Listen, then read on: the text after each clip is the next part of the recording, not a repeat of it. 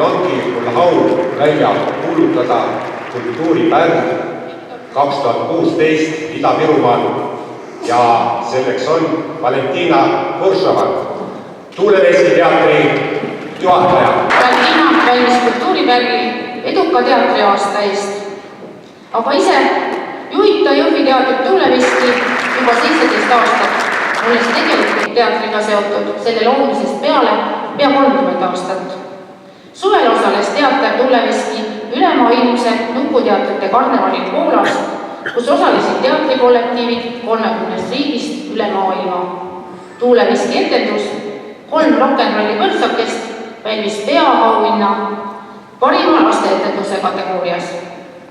Pikkade tegevusaastate jooksul on Valentina suurepäraselt juhtinud teatri tegevust, hoidnud koos meeskonda, edendanud põnevaid koostööprojekte.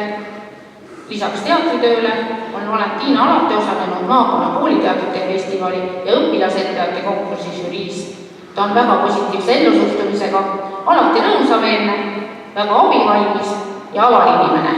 Palju õnne!